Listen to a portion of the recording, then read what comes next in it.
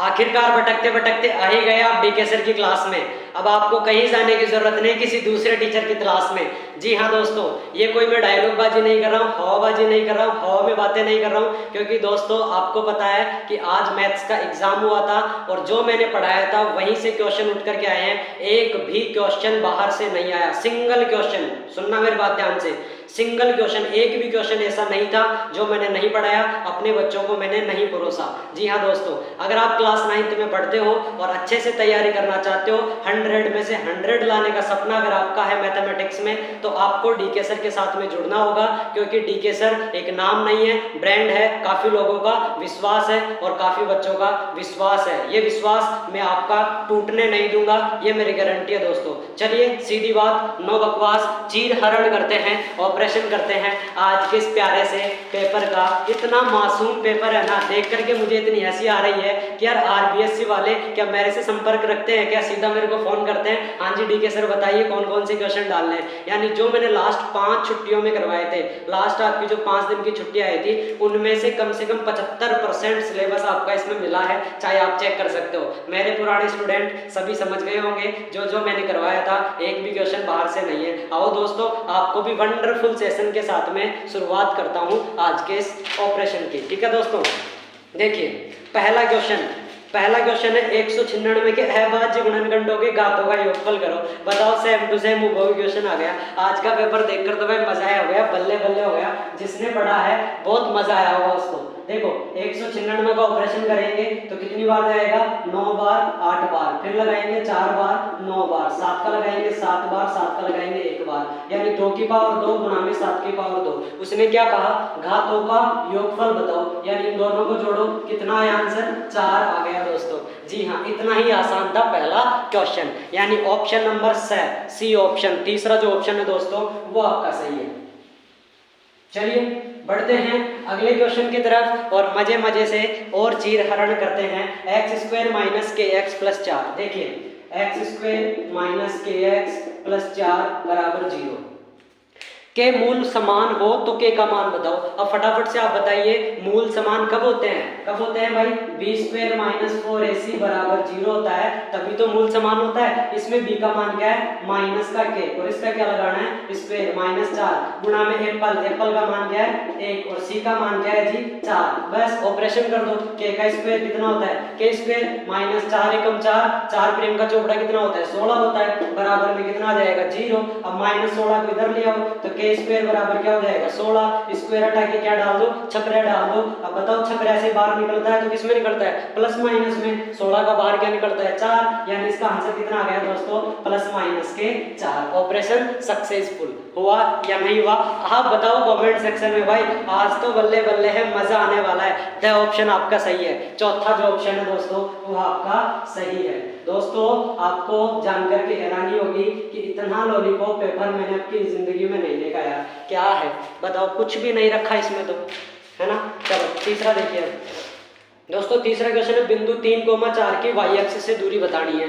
क्या है जी, 3,4 की वाई अक्ष से दूरी बताओ। ये क्वेश्चन भी आपका करवाया हुआ है, देखो कैसे, वाई अक्ष से जब भी दूरी पूछी जाए तो किसके निर्देशांक लिख दो, x का निर्देशांक लिख दो, यानी इसका आंसर कितना आ गया दोस्तों 3 आ गया। ठीक है, बताओ लॉलीपॉप है कि नहीं है, मजा आ रहा है कि नहीं आ रहा है वीडियो। अगर मजा आ रहा है तो महाकाल के आशीर्वाद से एक बार दबा के वीडियो को लाइक कीजिए और अपने दोस्तों के साथ में शेयर कीजिए। स्पेशली 9th क्लास वाले बच्चों को ये वीडियो जरूर बताना, ताकि अगर उनका वो सपना है मैथ में 100 में से 100 लाने का, तो वो सपना उनका चूर चूर ना हो जाए। डीके सर उनके साथ में है, गणित में 100 में से 100 मैं दिला के रहूंगा, ये मेरी गारंटी है दोस्तों। आ जाओ आगे हम बात करते हैं। देखिए अगले क्वेश्चन पे, 3x + 2y = 11 को संतुष्ट कौन सा युग्म करेगा।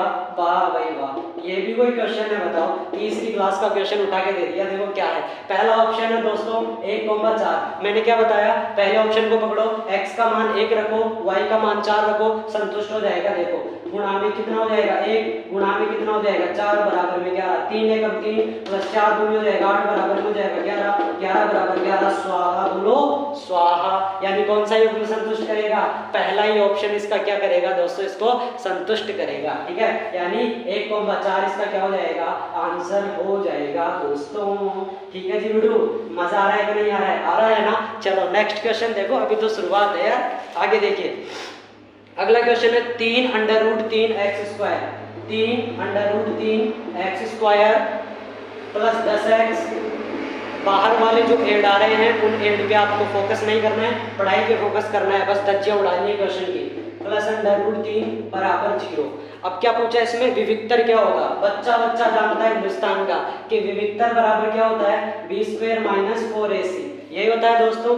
b का मान क्या है 10, 10 का क्या करना है स्क्वायर माइनस 4, a क्या है 3 अंडर रूट 3 और फिर गुणा के माया c कितना है अंडर रूट 3। आओ सोल्व करते हैं, 10 का स्क्वायर कितना होता है 100, माइनस 4 दिया 12 और 12 को 3 से गुणा करना है तो कितना हो जाएगा 36 और 100 में से 36 आएगा तो कितना आएगा 64। ये लीजिए सरकार, इसका भी आंसर आपके सामने है।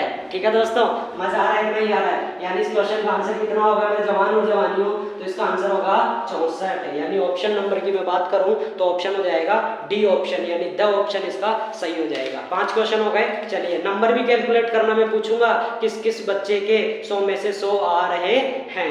देखिए दोस्तों अगला क्वेश्चन 18a b और -3। 18 है, फिर a है, फिर b है, फिर -3 है और आपको क्या बताना है, आपको बताना है a प्लस b का मान बताना है। इसका मतलब पहले a का मान निकालेंगे फिर b का मान निकालेंगे। तो ये क्या है दोस्तों, एक AP है, समानांतर श्रेणी है। अब समानांतर श्रेणी में ये कौन सा पद है, A2 है और ये कौन सा है जी A3 है। A2 का जो फार्मूला होता है वो क्या होता है a प्लस b। a का मान कितना है 18 प्लस d आपको पता नहीं है तो कोई बात नहीं है। ये क्या है बताओ, ये क्या है A4 को लिखने का तरीका क्या होता है a प्लस 3d, यही होता है बराबर, ये कितना है -3। तो यहाँ से सॉल्व कर लो, a का मान कितना आ गया 18 प्लस 3d बराबर -3।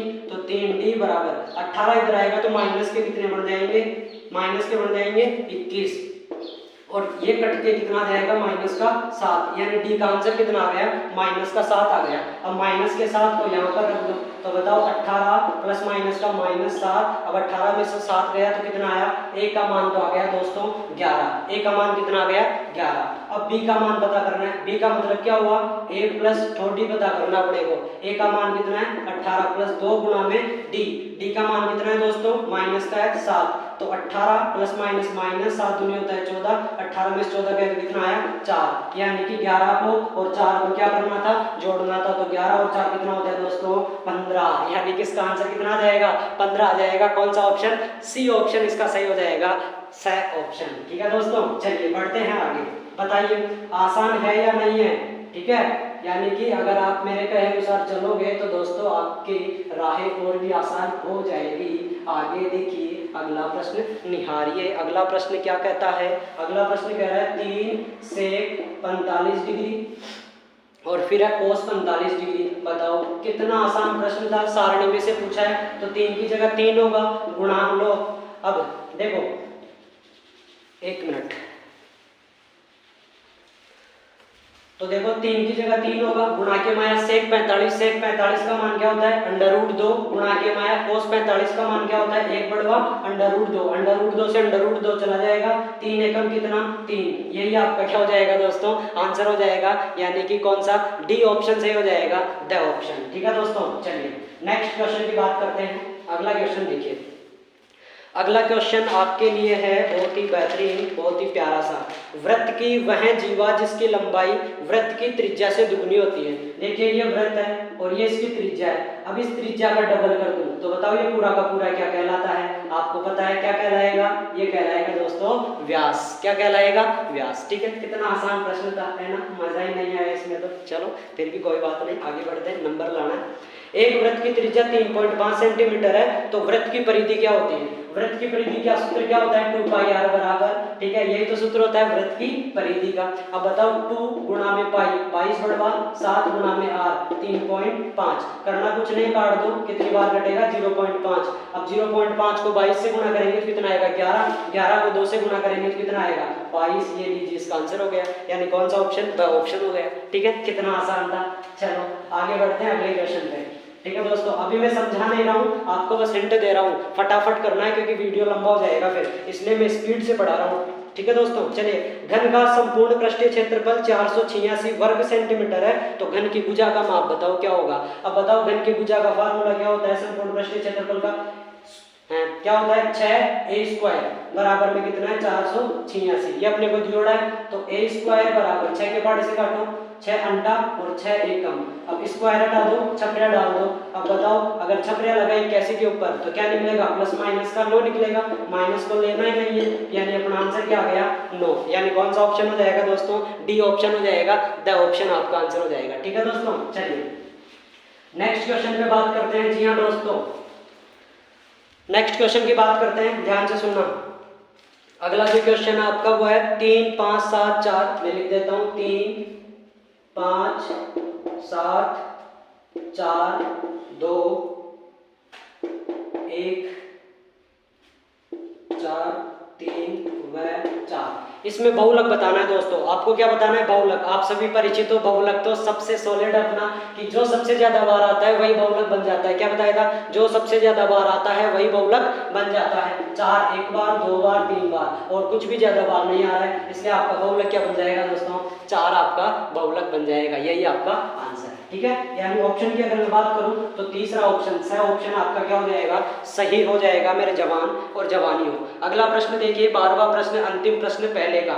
एक पासे को फेंकने पर 4 से बड़ा अंक आने की प्रायिकता।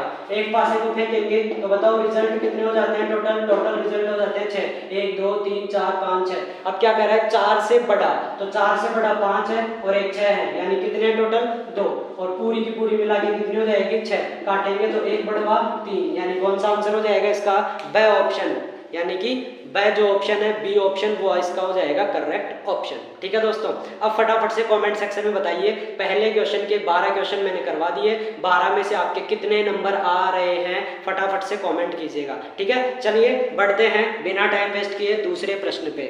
ठीक है दोस्तों, चलिए दूसरा प्रश्न कहता है 95 तथा 152 का मैं से बताओ क्या हल होगी। वो पे यार 95 और 152 कितना है जी, 95 और 152, ये लीजिए सोल्व करते हैं।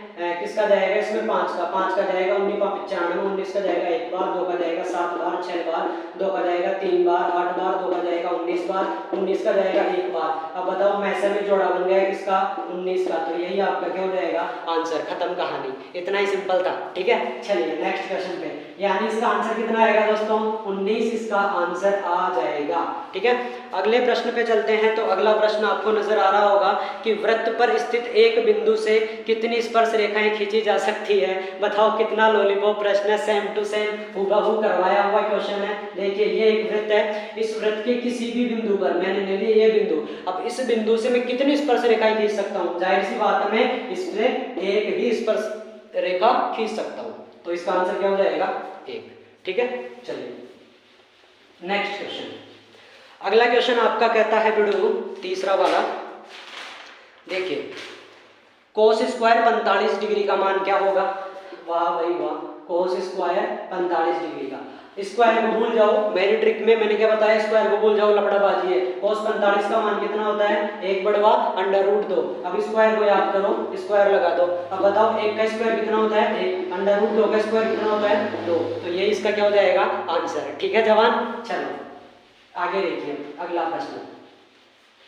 अगला प्रश्न आपका कहता है मेरे भाई और मेरी बहन, वृत्त तथा उसकी स्पर्श रेखा के उभयनिष्ठ बिंदु को क्या कहते हैं। देखिए ये वृत्त है और ये मान लीजिए इसकी एक स्पर्श रेखा है, तो ये आपको मैंने बताया कि वृत्त को स्पर्श रेखा किसी एक बिंदु पर टच करती है। आपको लग रहा होगा ये यहाँ पर टच कर रही है, नहीं दोस्त, ये मैंने डिटेल में बताया था, ये एक ही बिंदु पर टच करती है, और जिस बिंदु पर टच करती है उसको हम क्या कहते हैं बिड़ू, बोलो बोलो क्या कहते हैं बिड़ू, स्पर्श बिंदु कहते हैं। क्या कहते हैं, स्पर्श बिंदु कहते हैं दोस्तों। ठीक है, चलिए आगे बढ़ते हैं। चीर हरण, वाह यार आज तो मजा आ गया मैथ्स का पेपर का चीर हरण करके। चलिए नेक्स्ट क्वेश्चन देखिए, 5 7 9 x, 5 7 9 x, इसका समानांतर माध्य दे रखा है 9, तो आपको x का मान बताना है। करवाया हुआ क्वेश्चन है, कैसे करते हैं, इन सबको प्लस कर दीजिए और जितनी संख्या हो उसका भाग लगा दीजिए, और इसका औसत कितना दे रखा है 9, यानी समानांतर माध्य कितना दे रखा है 9। तो आओ जोड़ते हैं, 7 5 कितना होता है दोस्तों, 7 5 12, 12 और 9 कितना होता है 21 प्लस में x बराबर 4 और इसको गुणा कर दो, कितना हो जाएगा 36। x बराबर 36 है, 21 इधर आएगा माइनस का हो जाएगा, तो 36 में से 21 जाएगा तो आंसर कितना निकल के आ जाएगा 15। आपका आंसर निकल करके आ जाएगा दोस्तों। ठीक है, चलिए अगले प्रश्न पे बढ़ते हैं। आंसर मैच करते रहना, लास्ट में पूछूंगा मैं आपसे कि आपके कितने नंबर आ रहे हैं मैथमेटिक्स के इस पेपर में। ठीक है दोस्तों, अगले प्रश्न की हम बात करते हैं। और हाँ, अगर जल्दबाजी में कोई क्वेश्चन मान लीजिए मैं गलत करवा दूं, आंसर गलत करवा दूं, तो उसके लिए मैं समझ जाता हूं, क्योंकि मेरा पूरा फोकस स्पीड से पढ़ाने पर है। ठीक है दोस्तों, चलिए। दो पासों को एक साथ फेंकने पर अंकों का योग 7 आने की प्रायिकता। ठीक है, अंकों का योग कितना 7 आने की प्रायिकता। आप सभी को पता है कि टोटल रिजल्ट तो कितना आएगा 36 आएगा, दो पासे की अगर हम बात करें तो बता रखा है अच्छे से। अब 7 आना चाहिए योग करने पे, तो आपको पता है 1 2 3 4 5 6 ये होता है पासे में। एक में कितना जोड़ूं कि 7 बन जाए तो 6, 2 में कितना जोड़ूं 4, 3 में कितना जोड़ूं 4, 4 में कितना जोड़ूं 3, 5 में कितना जोड़ूं 2 और 6 में कितना जोड़ूं 1। ये ट्रिक है, ट्रिक समझ में आ गई क्या? बता रखा है डिटेल में, टेंशन मत करो। अब बताइए कितना हो गया 1 2 3 4 5 6, यानी यहाँ पर कितना आएगा 6, काट दीजिए 1 बढ़वा 6, यही इसका हो जाएगा दोस्तों आंसर। ठीक है मेरे भाई, चलिए अगले क्वेश्चन की बात करते हैं। मजा आ रहा है आज के पेपर में। चलिए अगला क्वेश्चन है। अच्छा, 2 प्रश्न समाप्त भी हो गए हैं आपके। जी हाँ, अब फटाफट से कमेंट सेक्शन में बताइए दूसरे क्वेश्चन में 6 में से आपके कितने नंबर आ रहे हैं, और पहले क्वेश्चन में 12 में से कितने आ रहे हैं, और टोटल 18 में से कितने आ रहे हैं। ठीक है दोस्तों, तब तक मैं आगे प्रश्न पढ़ता हूँ। अगला प्रश्न आपका है तीसरे का पहला, के किस मान पर समीकरण योग में 3x - 2y = 0। और दूसरा समीकरण है kx + 5y = 0। अब आपको बताना क्या है, इसमें अनंत हल होंगे और के का मान बताना है। इसके कितने हल होंगे? अनंत हल होंगे। आप जानते हो अनंत हल कब होते हैं? संपाति बुआ जी, याद आ रही है ना? संपाति बुआ जी के क्या होते हैं? बहुत सारे बच्चे हैं, है ना? तो उसमें क्या हो जाएगा a1/a2 = b1/b2 = c1/c2। यही तो है आपके संपाति बुआ जी, याद आ रही है वो दिन? ठीक है, a1 का मान बोलो 3, बटवे में a2 का मान बोलो k, बराबर में b1 का मान बोलो -2, बिट्टू का मान बोलो 5, क्रॉस मल्टीप्लाई करो 15, बराबर में माइनस के कितने हो जाएंगे 2 के, माइनस का उधर जाएगा तो 15 बढ़वा -2, यही आ जाएगा दोस्तों आपका आंसर। क्या हो जाएगा? -15/2 आपका ये हो जाएगा आंसर। किसके लिए? के मान के लिए। ठीक है दोस्तों, अगला प्रश्न देखिए। अगला प्रश्न श्रीधराचार्य सूत्र लिखो। बताओ क्या प्रश्न दिया है? श्रीधराचार्य सूत्र बच्चे को याद है, क्या होता है भाई? श्रीधराचार्य सूत्र होता है x = -b ± √b² - 4ac/2a। यही हो जाता है आपका श्रीधराचार्य सूत्र। ठीक है मेरे दोस्त, चलो नेक्स्ट क्वेश्चन। अगला प्रश्न है मेरे भाई और मेरी बहन आपके लिए, किसी समानांतर श्रेणी का प्रथम पद a और सारवंतर d। प्रथम पद है a और सारवंतर है d, तो इसका पांचवा पद क्या होगा? बताओ, क्या बताना है इसका पांचवा पद? बच्चा जानता है कि पांचवा पद क्या होता है? a + 4d, ये इसका हो जाएगा आंसर, लॉलीपॉप। ठीक है, चलिए अगला प्रश्न आपके लिए है, बहुत ही बेहतरीन प्रश्नों में से प्रश्न है। 2 टेंजेंट 30 डिग्री, क्या है जी? 2 tan 30 डिग्री बटा फिर क्या है 1 - tan² 1 - tan² 30 डिग्री। यही है ना दोस्तों? ठीक है, यही है। आओ सोल्व करते हैं। सोल्व करेंगे 2 की जगह क्या होगा 2 गुणा के माया। tan 30 का मान कितना होता है? 1/√3, फिर यहाँ पर 1 की जगह 1, फिर -1/√3 का क्या लगाना है? यहाँ पर होल स्क्वायर लगाना है, जैसा कि आप देख सकते हो। सोल्व करेंगे तो क्या आएगा 2/√3। इसको सोल्व करेंगे तो फिर मेन बटा जाएगा, 1 की जगह 1 -1 का स्क्वायर कितना होता है 1, बटे में √3 का स्क्वायर कितना होता है 3। इसको वापस से सोल्व करेंगे 2/√3 और गुणा। डायरेक्ट कर रहा हूँ, ध्यान से सुनना, विस्तार से मैं बाद में समझाऊंगा। 3 एकम 3, 3 में से 1 गया तो क्या आएगा 2/3, और 2/3 का उल्टा हो जाएगा 3/2। ठीक है दोस्तों, 2 से 2 क्या हो जाएगा? कट जाएगा। क्या आ गया 2/√3। आगे इसको सोल्व कर सकते हैं, क्या करके इसका परिमेयकरण कर सकते हो आप। ठीक है, इसका क्या कर सकते हो? परिमेयकरण कर सकते हो। तो बताओ परिमेयकरण करेंगे तो कितना हो जाएगा 3/√3। क्या हो जाएगा 3/√3, और बटे में कितना आ जाएगा 3। 3 से 3 क्या हो जाएगा? कट जाएगा, और अल्टीमेटली इसका आंसर कितना आ जाएगा? √3 इसका हो जाएगा आंसर। ठीक है दोस्तों, चलिए अगले प्रश्न की चर्चा करते हैं। अगला प्रश्न आपके लिए लेकर के आए हैं आरबीएससी वाले, कितना प्यारा प्रश्न लेकर आए हैं वो देखिए। अगला प्रश्न है जी, √1 minus cos square theta, √1 cos square theta ये है। अब ये तो भाई फार्मूला ही लेकर के आ गया आपके same to same. 1 cos square theta किसके बराबर होता है? साइन थीटा के बराबर होता है। किसके बराबर होता है? साइन थीटा के बराबर होता है। अब फटाफट से, हाँ क्वेश्चन में गलती थोड़ी ना है, हाँ थीटा बराबर दे रखा है 60 डिग्री। थीटा का मान कितना दे रखा है? 60 डिग्री, यानी कि साइन कितना डिग्री? 60 डिग्री। अब बताओ साइन 60 का मान कितना होता है? मैंने तो इसको उंगलियों पे करना सिखा रहा है। साइन 60 का मान ये क्या होता है? 0 degree, 30 degree, 45 degree, 60 degree. 60 degree के नीचे कितनी उंगलियां भाई? √3 और बटे में कितना आएगा? 2। तो इस तरह से आपका ये हो जाएगा आंसर। ठीक है दोस्तों, आप कर सकते हो इस क्वेश्चन को। बताओ समझ में आया या नहीं आया? 1 मिनट में पानी पी लेता हूँ दोस्तों, ठीक है।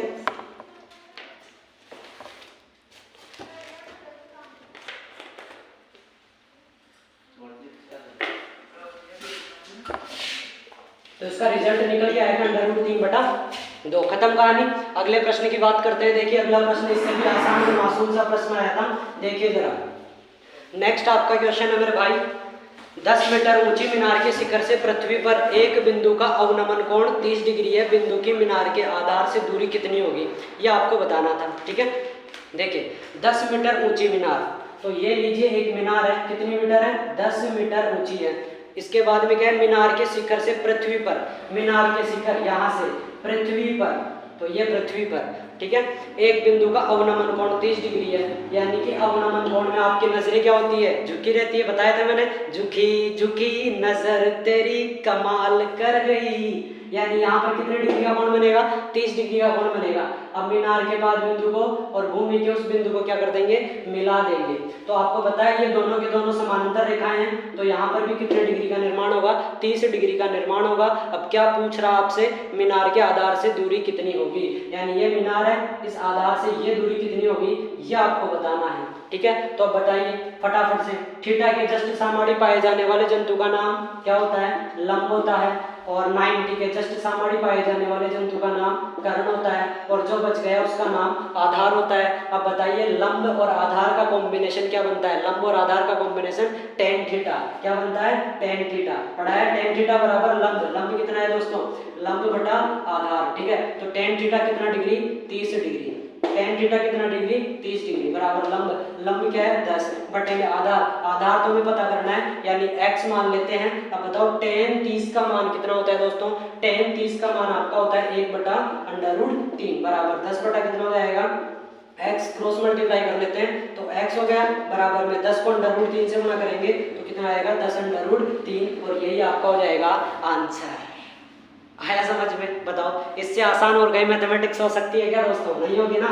चलिए अगले प्रश्न की हम बात करते हैं। फटाफट से अगला प्रश्न आप पढ़ते रहिए और अपने आंसर मैच करते रहना एक एक, और नंबर डालते रहना, और लास्ट में मुझे बताना कमेंट करके कि आपके 100 में से कितने नंबर आ रहे हैं। अगला क्वेश्चन देखिए, एक ऊर्ध्वाधर छड़ की लंबाई, ये लीजिए एक ऊर्ध्वाधर छड़ है, उसकी लंबाई इसकी छाया की लंबाई, इसकी छाया ये होगी तो इसकी लंबाई का 1:3 है। यानी ये 1 है तो ये कितना होगा? √3 है। ऐसा क्वेश्चन है, तो अनुपात में मैंने बताया था आपको क्या मान लेना है? x मान लेना है और इनको क्या कर देना है? मिला देना है। अब क्या बताना है दोस्तों आपको?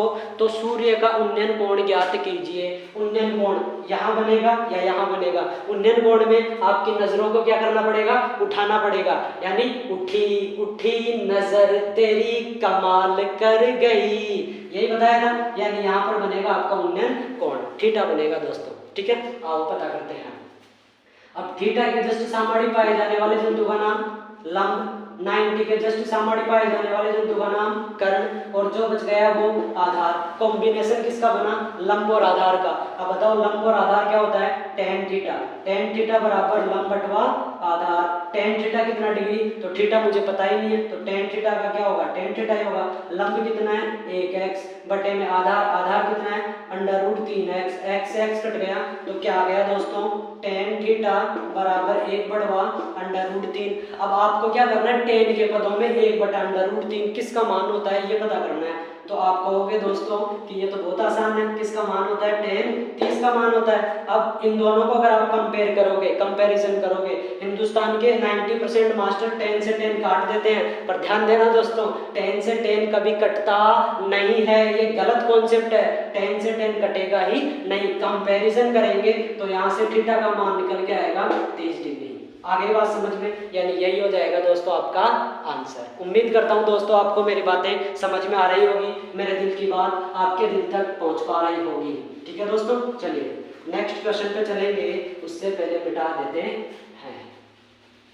दोस्तों आपकी एनर्जी बरकरार रहनी चाहिए, जिस तरह से भी मेरे अंदर है एनर्जी आपको खोना नहीं है। बैठे रहिए थोड़ी देर और बस। देखिए अगला प्रश्न है, अगला है 3 सेंटीमीटर त्रिज्या लेकर एक वृत्त बनाइए। ठीक है दोस्तों, मैं बना लेता हूँ। ये मान लीजिए 3 सेंटीमीटर है और यहाँ से मैंने क्या बना लिया, एक वृत्त बना लिया। अब क्या करना है, O से 5 सेंटीमीटर की दूरी पर, इसका क्या नाम है केंद्र का, O। अब इससे 5 सेंटीमीटर की दूरी पर, तो ये हो गया 3 सेंटीमीटर और ये हो गया 5 सेंटीमीटर, यहाँ की बात कर रहा है ये। ठीक है, P से वृत्त पर, अब इसको क्या नाम दे देना है, P नाम दे देना है। और P से वृत्त की 2 स्पर्श रेखाएं खींचिए और उनको मापिए।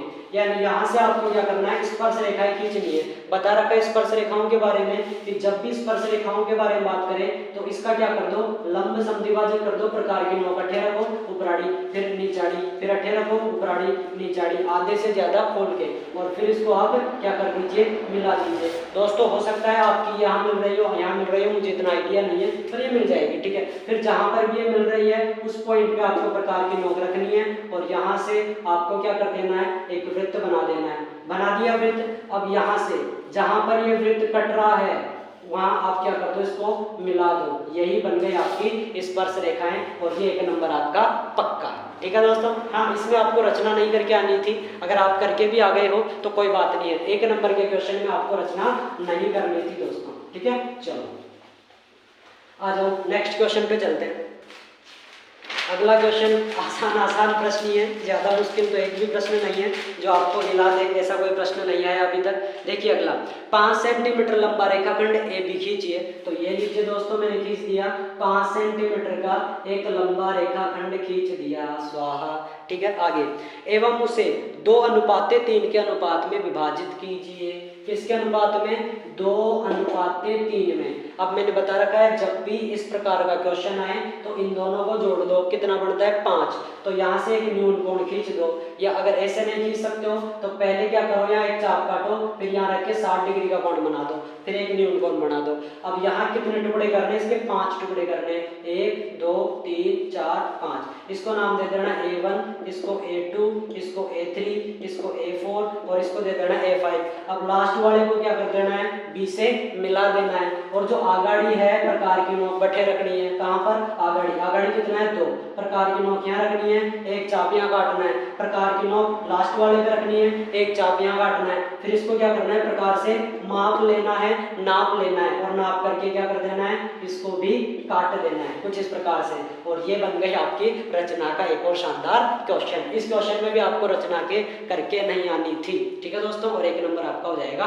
पक्का। चलिए नेक्स्ट क्वेश्चन, किसी वृत्त का त्रिज्यखंड उस वृत्त का चतुर्थांश है। मान लीजिए एक ये वृत्त है, ठीक है, इस वृत्त का त्रिज्यखंड क्या है, एक चतुर्थांश है। तो चतुर्थांश में कितने होते हैं आपके हिस्से, 4 हिस्से होते हैं। अब क्या कह रहा है, केंद्र पर बनने वाले कोण का माप क्या होगा। केंद्र पर देखो, केंद्र पर बन रहे हैं तो कितने डिग्री का बन रहा है, सभी जगह कितने डिग्री का बनेगा, 90 डिग्री का बनेगा। कितना आसान प्रश्न था। ठीक है, चलो नेक्स्ट।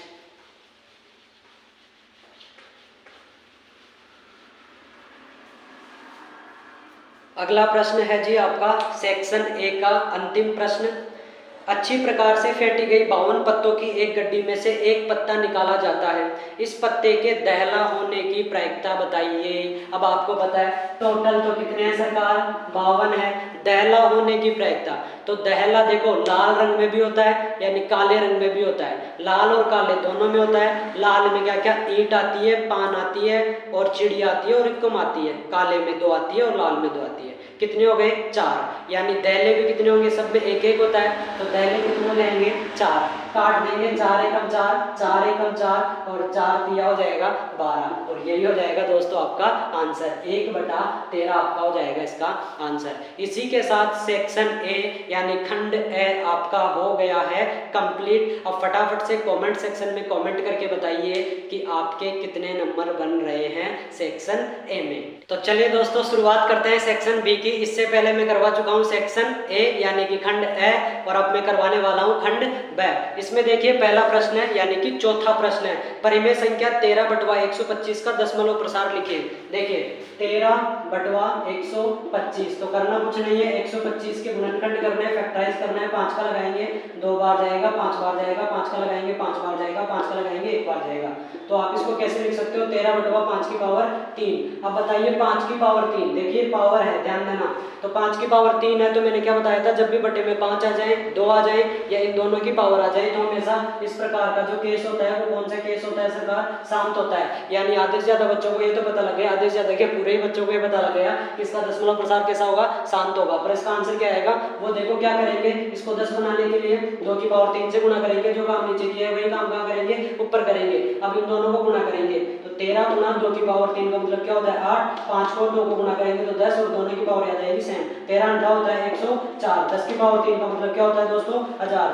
3 जीरो काट के 3 संख्या बाद पॉइंट लगा देंगे यानी 0.104 और मौसी से पहले क्या चाहिए मौसा चाहिए और यही हो जाएगा दोस्तों इसका आंसर। ठीक है फ्रेंड्स, चलिए आगे बढ़ते हैं अगले प्रश्न में। x की पावर 2 माइनस x माइनस 6, इसके आपको क्या बताने हैं दोस्तों, शून्यक बताने हैं। क्या बताने हैं शून्यक, और भली बात है आप जानते हो शून्यक कैसे बताते हैं। देखिए x की पावर 2 माइनस का x माइनस का 6 बराबर 0। शून्यक बचाने का सबसे आसान तरीका, आगे जो है यानी आगाड़ी जो है उसको आगाड़ी लिखो, पाछाड़ी जो है उसको पाछाड़ी लिखो, बराबर में जो चल रहा है उसको चलने दो।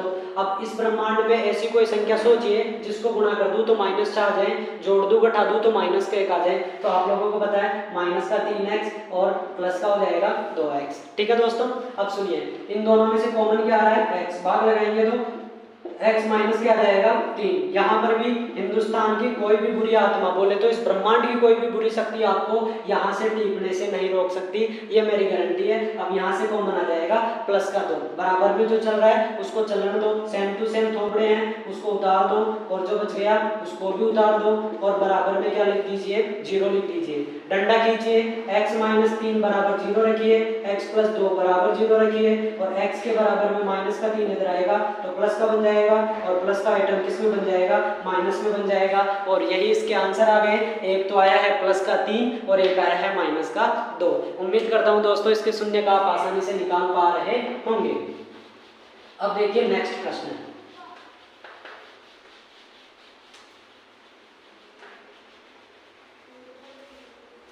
दोस्तों इसका अगला प्रश्न यानी कि छठा प्रश्न है 4x² माइनस के 12x माइनस का 9 बराबर 0। यही है क्या, चेक कर लेता हूँ। 4x² माइनस 12x माइनस 9 बराबर 0 और आपको बताना है मूलों की प्रकृति। तो मूलों की प्रकृति का फार्मूला हिंदुस्तान का बच्चा जानता है क्या होता है, b² माइनस 4ac, ये होता है दोस्तों b।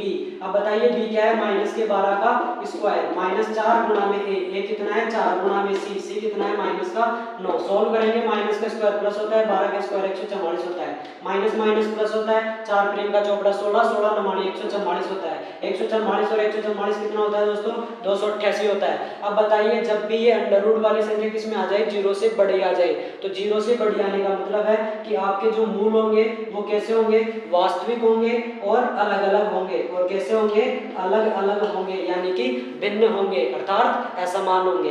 उम्मीद करता हूं दोस्तों ये क्वेश्चन भी आपको समझ में आ गया होगा और आपने इस क्वेश्चन को भी अच्छे से एग्जाम में करके आए होंगे। अगला देखिए, अगला प्रश्न आपका क्या है 0 0 और 5 -3। देखिए यहाँ पर है 0 0 और यहाँ पर है 5 -3। अब देखिए वापस से पूरा प्रश्न पढ़ देता हूँ। बिंदुओं 0 0 और 5 -3 को जोड़ने वाले रेखाखंड के मध्य बिंदु के निर्देशांक लिखिए। कितना लॉलीपॉप प्रश्न पूछा है यार, बताओ। मध्य बिंदु के निर्देशांक बच्चा जानता है क्या होता है, x बराबर x1 प्लस x2 बटे 2। y बराबर y1 प्लस y2 बटे 2। बताओ x1 क्या है 0 प्लस x2 क्या है 5 बटे में 2, जोड़ो 5 बटा 2। ये लीजिए इधर आ जाइए, y1 क्या है 0 प्लस y2 क्या है माइनस का 3, ठीक है, बटे में 2, ब्रैकेट लगा दीजिए तो माइनस का 3 बटे में क्या आएगा 2। ये आ गया y का निर्देशांक, यानी अल्टीमेटली अगर मैं कहना चाहूँ तो x का निर्देशांक आ गया 5 बटा 2 और y का निर्देशांक आ गया माइनस का 3 बटा 2। जी हाँ दोस्तों, इतना ही आसान था ये वाला प्रश्न, ठीक है। चलिए अगले प्रश्न पे चलते हैं।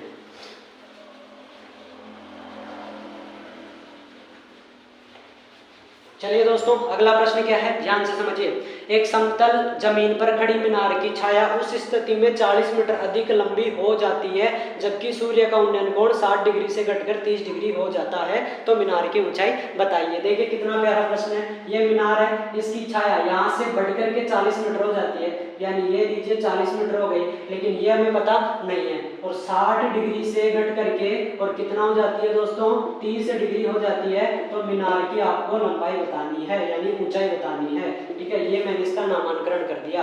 अब आगे सुनिए, इसकी मैंने एक ट्रिक बताई थी, बहुत ही शानदार ट्रिक है कि जब भी दो त्रिभुज बने तो करना कुछ नहीं है, दोनों को बारहड़ी निकाल दो। अभी देखना इतना लॉलीपॉप आपके सामने बनेगा, दोनों को कहाँ निकाल दीजिए सरकार, बारहड़ी आप निकाल दीजिए, कुछ इस प्रकार से, कुछ इस प्रकार से। नाम ना बारहड़ी बड़ा वाला क्या है डी।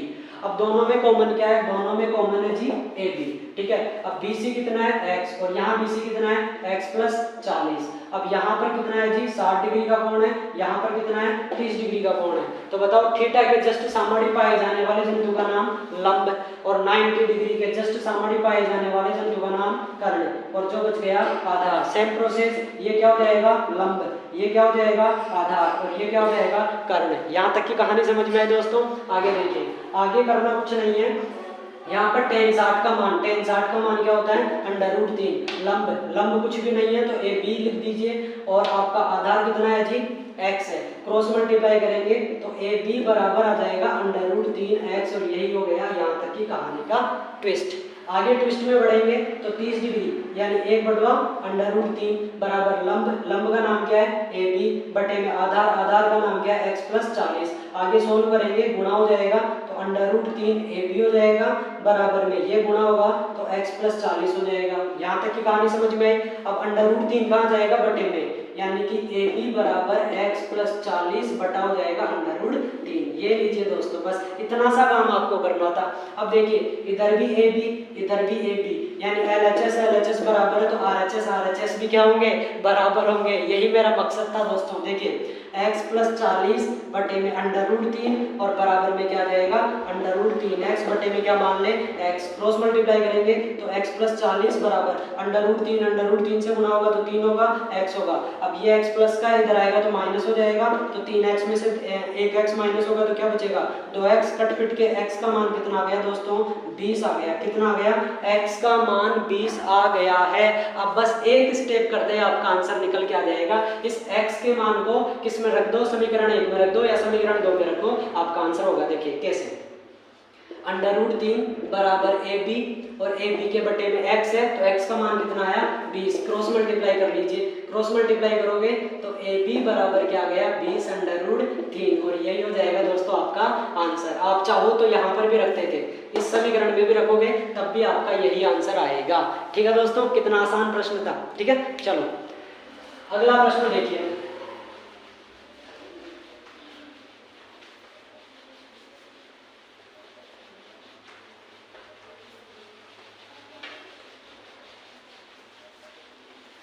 देखिए दोस्तों अगला प्रश्न है 6 सेंटीमीटर भुजा के नाप वाले एक समबाहु त्रिभुज की रचना कीजिए। समबाहु त्रिभुज आप भली बात जानते हो। सबसे पहले 6 सेंटीमीटर की एक लाइन खींचनी है, नाम आप कुछ भी दे सकते हो। अब क्या करना है 6 सेंटीमीटर का चाप भरना है और यहाँ रख के इधर काट देना है, यहाँ से इधर काट देना है। जहाँ पर भी कट कर रहा है उन पॉइंट्स को आपको मिला देना है और यहाँ पर बना देना है एक न्यून कोण, कितने डिग्री का 60 डिग्री का। कहीं पर भी आप बना दो या अपने मन से खींच दो, बात एक ही है। अब कितने भागों में इसको 2/3 इसमें आपको विभाजित करना है इस अनुपात में। तो मैंने क्या बताया था, इसमें जो बड़ा हो उतने डंडे खींच दो। कितने डंडे खींचेंगे 3 डंडे, क्योंकि बड़ा 3 है। नाम दे दीजिए A1, नाम दे दीजिए A2 और नाम दे दीजिए A3। अब मिलाते किससे हैं, हमेशा नीचे वाले से मिलाते हैं, तो नीचे वाले से मिलाएंगे तो इससे मिला दिया। प्रकार की नोकियां रखेंगे, यहाँ चाप काटेंगे, प्रकार की नोकियां रखेंगे, यहाँ चाप काटेंगे, इसको नाप के यहाँ चाप काट देंगे और कुछ ये इस प्रकार से मिल जाएगा। यही काम यहाँ करेंगे, यहाँ चाप काटेंगे, यहाँ चाप काटेंगे, नाप के यहाँ काटेंगे और ये कुछ इस प्रकार से मिल जाएगा। और जी हाँ दोस्तों, यही आपकी रचना हो गई है।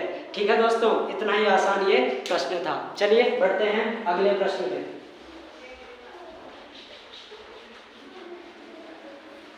नेक्स्ट क्वेश्चन आपका क्या है, देखिए 4 सेंटीमीटर त्रिज्या के एक वृत्त पर ऐसी दो स्पर्श रेखाएं खींचिए जो एक दूसरे के समानांतर हो। देखिए 4 सेंटीमीटर का लेना आपको, तो ये नीचे मैंने 4 सेंटीमीटर का क्या बना दिया, एक वृत्त बना दिया। ठीक है, 4 सेंटीमीटर त्रिज्या के एक वृत्त पर अब आपको क्या बनाना है, दोनों सिरों पर देखिए एक दूसरे के समानांतर हो, यह आपको बताना है। तो ध्यान से मेरी बात सुनना, स्पर्श रेखाएं खींचते हैं तो दोनों के दोनों समानांतर कब होगी, जब वो 90 डिग्री पे होगी। यानी अब ये त्रिज्या भी कितनी हो जाएगी इसकी, 4 सेंटीमीटर की हो जाएगी। अब यहाँ पर आप 90 डिग्री बना दीजिए, तो 90 डिग्री आपको बनाना आता है, यहाँ पर भी आप 90 डिग्री बना दीजिए और कुछ इस प्रकार से 90 डिग्री बन जाएगी। और यही काम कहाँ कर दीजिए, आप नीचे कर दीजिए। ये लीजिए सरकार, इतनी ही आसान ये वाला क्वेश्चन था। ठीक है, चलिए अगला प्रश्न देखिए। अब अगला क्या है, यदि दो समरूप त्रिभुजों के क्षेत्रफल बराबर हो तो सिद्ध कीजिए कि वे त्रिभुज सर्वांग सम होते हैं। देखिए ये थोड़ा सा अच्छा सा प्रश्न है, ज़्यादा मुश्किल नहीं है, बहुत आसान है, ध्यान से सुनिए।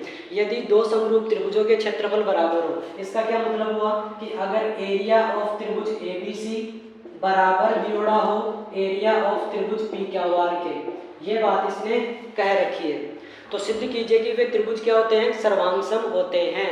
तो मुझे बताइए इन दोनों त्रिभुजों के क्षेत्रफल अगर बराबर हो, यानी ये दोनों त्रिभुज अगर ये हो, तो हम इसको कैसे लिख सकते हैं जी, एरिया ऑफ त्रिभुज ABC बटे में एरिया ऑफ त्रिभुज PQR। अब क्या होगा, AB का होल स्क्वायर, AB बटा PQ का होल स्क्वायर बराबर होगा BC बटा QR का होल स्क्वायर और बराबर होगा AC बटा PR का होल स्क्वायर। ऐसा ही मैंने समझाया था। अब बताओ ABC और ये दोनों बराबर हैं, तो दोनों बराबर है तो कट के कितना आ जाएगा, इधर 1 आ जाएगा। अब 1 का स्क्वायर करेंगे तो इधर भी स्क्वायर है, तो स्क्वायर स्क्वायर कैंसिल आउट हो जाएगा, तो क्या आ जाएगा AB बटा PQ बराबर BC बटा हो जाएगा QR और बराबर हो जाएगा AC बटा PR। बात समझ में आई। अब पहले इन दोनों को बराबर में रख लो, जब मैं इन दोनों को बराबर में रखूंगा तो क्या हो जाएगा AB बराबर PQ।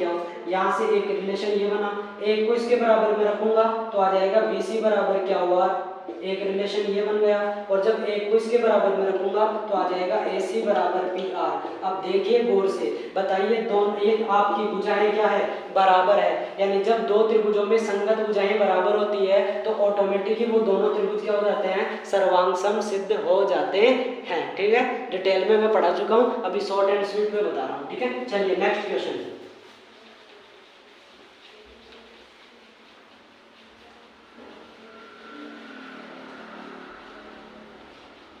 हाँ जी सरकार, अगला प्रश्न आपका क्या है, देखिए एक वृत्त की त्रिज्या 7 सेंटीमीटर तथा एक चाप द्वारा केंद्र पर अंतरित कोण 60 डिग्री का है, तो इस त्रिज्य खंड का क्षेत्रफल ज्ञात कीजिए। कितना आसान प्रश्न है। त्रिभुज का त्रिज्य खंड का क्षेत्रफल क्या होता है, पाई r स्क्वायर बटे में क्या हो जाएगा, पाई r स्क्वायर थीटा बटा 360। यही फार्मूला होता है, पाई r स्क्वायर थीटा बटा 360। पाई कितना है 22 बटा 7, गुणा में r कितनी है 7 गुणा में 7 और गुणा में थीटा कितना है 60 बटे में आ जाएगा 360। 0 से 0 6 कम 6 6 6 36, 7 के पाड़े चला जाएगा 7 बार, 2 के पाड़े चला जाएगा 11 बार, 2 के पाड़े से जाएगा 3 बार, 11 7 होता है 77 बटे में आ जाएगा 3 और यही बन जाएगा आपका आंसर। ठीक है, चलो नेक्स्ट क्वेश्चन पे चलते हैं। आंसर क्या हो जाएगा 77 बटा 3। आप चाहो तो इसको पॉइंटों में कर सकते हो, मिश्र भिन्न में कर सकते हो, ये आपकी इच्छा पर डिपेंड करता है, कोई दिक्कत नहीं है अगर आप एग्जाम में यहाँ तक भी सोल्व करके आए हो तो। ठीक है, नेक्स्ट क्वेश्चन देखिए। एक शंकु के चिन्ह की तिर्यक ऊंचाई 4 सेंटीमीटर है तथा इसके वृत्तीय सिरों के परिमाप 18 सेंटीमीटर और 6 सेंटीमीटर आपको दिए हैं। देखिए कैसे बनाएंगे। शंकु का चिन्ह कुछ इस प्रकार का नजर आता है, अगर आपने देखा हो तो इस प्रकार का होता है। अब इसकी तिर्यक ऊंचाई यानी ये वाली ऊंचाई दे रखी है 4 सेंटीमीटर, ठीक है, और वृत्त की परिधियां दे रखी है, एक की तो 18 है और एक की 6 है। तो जाहिर सी बात है बड़े वाली की 18 होगी और छोटे वाली की कितनी होगी, 6 होगी।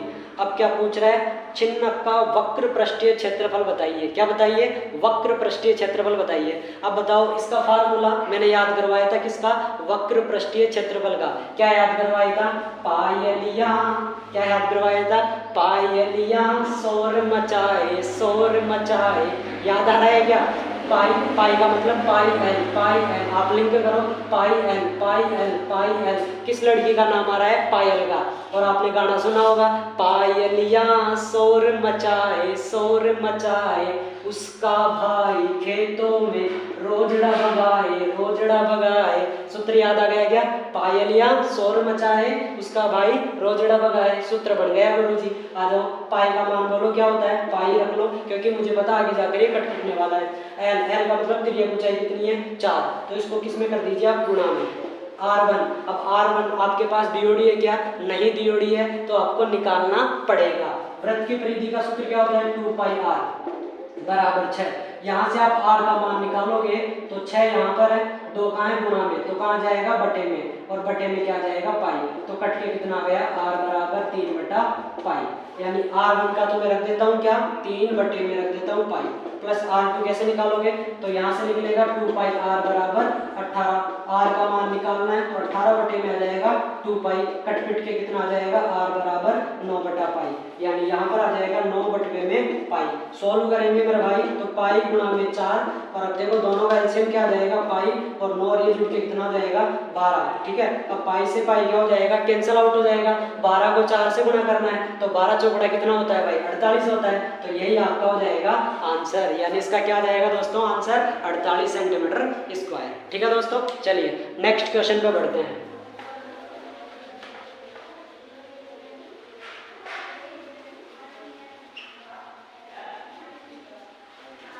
तो अगला प्रश्न क्या है, 2 घनों जिसमें से प्रत्येक का आयतन 64 सेंटीमीटर क्यूब है। देखो आयतन आपको दे रखा है 64 सेंटीमीटर क्यूब, किसका, घन का। तो घन का आयतन का फार्मूला होता है a क्यूब, यही फार्मूला होता है। तो a क्यूब कितना है, 64। अब क्यूब इधर जाएगा तो क्यूब रूट बताओ, 64 किसका घन होता है, 4 का। यानी भुजा आपकी क्या आ गई, 4, और 2 घन से मिलकर बना है। घन कुछ इस प्रकार का होता है, ठीक है, घन कुछ इस प्रकार का होता है। तो 2 घनों से मिलकर के बना है।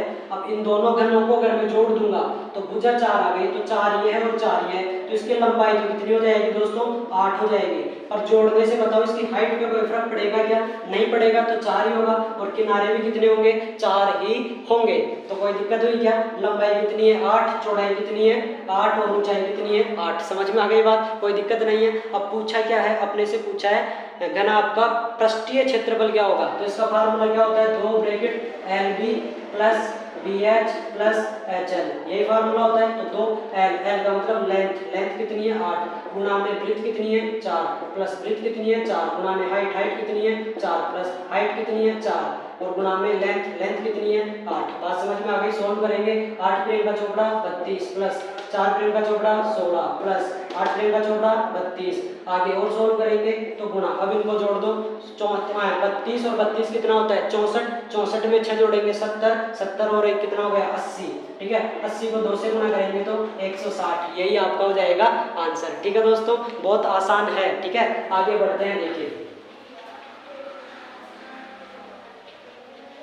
अब देखिए आपका अगला प्रश्न क्या है। अगला आपका प्रश्न बहुत आसान है। देखिए समानांतर माध्य आपको पूछा है, तो आप लोगों को पता है इसमें 3 ही बॉक्स बनेंगे, ज्यादा माथापोड़ी है ही नहीं। बिल्कुल कितने बॉक्स बनेंगे मेरे जवान और जवानियों, 3 ही बॉक्स बनेंगे। और आप जानते हो तीनों box XI FI FI XI। FI आपको दे रखा है 1 से 6, 1 2 3 4 5 6, कुछ इस प्रकार से जोड़ा है। और नीचे दे रखा है 2 4 5 4, 2 4 5 4 ये दे रखा है, और 2 2 ये दे रखा है। अब बताओ FI XI कैसे निकालते हैं, दोनों को गुणा कर दो, तो 2 एकम 2, 4 दूनी 8, 5 तिया 15, 4 चौक 16, 5 दूना 10, और 6 दूनी 12, यही होगा। यहाँ पर क्या लिखेंगे, सिग्मा एफ आई एक्स आई बराबर ये होगा। अब इन सबको जोड़ेंगे तो 8 और 2 10, 10 और 5 15, 15 6 21, 21 2 23 का 3 हासिल का 2, 2 और 1 3 4 5 6, तो यहाँ पे कितना आ जाएगा 6। अब इनको जोड़ो तो क्या आएगा, सिग्मा एफ आई बराबर, तो देखिए 2 और 4 6, 6 5 11, 11 4 कितना होता है 15, 15 और 4 कितना हो जाएगा 19। अब इसका फार्मूला क्या होता है, एक्स बार बराबर सिग्मा एफ आई एक्स आई बटा सिग्मा एफ आई। ठीक है दोस्तों, ये कितना आ गया 63 बटे में कितना आ गया 19, काट लो तो 19 दिया कितना होता है 57, भाग में जाएगा पॉइंट ले लिया, 6 बच गया 60 बन गया, 19 दिया 57, तो 3.3 इसका निकल करके आ गया आंसर। ठीक है, यहाँ तक की कहानी आपको समझ में आई। अब सेक्शन सी शुरू होने में बस मात्र एक क्वेश्चन बचा है, उसको भी मैं करवा देता हूँ, फटाफट से देखिए।